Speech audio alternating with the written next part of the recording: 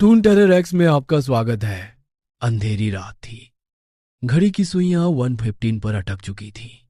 समीर और उसकी मंगेतर नेहा शहर से दूर एक पुरानी हवेली में ठहरे थे। यह हवेली नेहा के परिवार की थी, सालों से बंद, वीरान और रहस्यमयी। लेकिन शादी से पहले दोनों ने सोचा कि एक शांत जगह पर कुछ वक्त साथ बिताएं।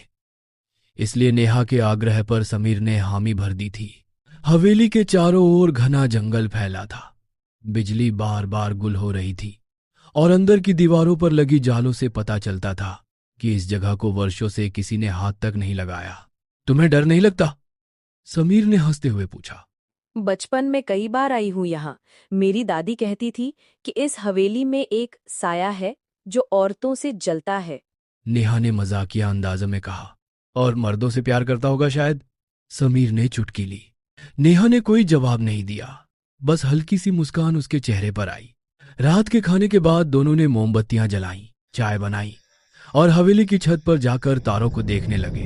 ठंडी हवा चल रही थी और दूर जंगल से अजीब अजीब आवाजें आ रही थीं, जैसे कोई फुसफुसा रहा हो। मगर समीर को लगा कि यह सिर्फ उसका वहम है।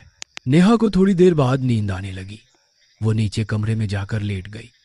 समीर वहीं छत पर बैठा रहा। कुछ देर बाद समीर को एक आवाज सुनाई दी, किसी लड़की की धीमी सिसकियों की। वो चौंक कर खड़ा हो गया, चारों ओर देखा, मगर कोई नहीं था। नेहा, उसने पुकारा। कोई जवाब नहीं आया। बाहर का। फिर वो नीचे गया।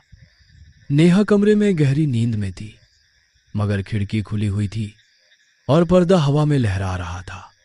उसने खिड़की बंद की और लाइट ऑन करने के लिए स्विच दबाया। बत्ती गुल। पता नहीं इस हवेली में क्यों आया मैं, वो बड़बड़ाया। तभी उसके पीछे से किसी ने उसका नाम लिया। समीर। वो पलटा। सामने एक लड़की खड़ी थी, सफेद साड़ी, भीगे बाल और आंखों में गहरा सूनापन। कौन हो तुम? मैं, सौम्या। सौम्या। समीर का चेहरा सफेद पड़ गया। पहचाना नहीं? 3 साल पहले की बात है। तुमने मुझे एक पार्टी में मिलने के बहाने बुलाया था, फिर वहां से जंगल में ले जाकर मुझे छोड़ दिया मरा हुआ समझकर। नहीं नहीं, मैंने कुछ नहीं किया, समीर चीखा। झूठ मत बोलो समीर। सौम्या की आंखें लाल हो गईं। मेरी आत्मा को तब से शांति नहीं मिली, लेकिन आज जब तुम फिर किसी मासूम को लेकर यहां आए, मुझे मौका मिला। समीर दरवाजे की तरफ भागा, लेकिन दरवाजा बंद हो गया।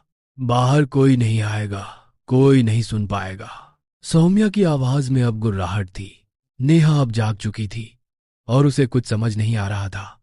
समीर, ये क्या हो रहा है? उसने चीखा। समीर ने उसकी तरफ देखा और बोला, नेहा भागो, ये कोई इंसान नहीं है। बहुत देर हो चुकी है, सौम्या ने कहा। नेहा ने सौम्या की ओर देखा। अब वो इंसानी रूप में नहीं थी। उसका चेहरा झुलसा हुआ था, उसकी आंखें काली थी और शरीर से धुआं निकल रहा था। जो दर्द तुमने मुझे दिया, अब वही तुम भी झेलोगे। सौम्या ने हाथ उठाया और समीर की ओर बढ़ी। समीर चीखते हुए दीवार से टकराया और वहीं गिर पड़ा। नेहा ने भागने की कोशिश की, मगर अचानक हवेली का दरवाजा अपने आप बंद हो गया। सुबह जब गांव के लोग वहां पहुंचे तो हवेली के अंदर बस राख और जली हुई एक पुरुष की लाश थी।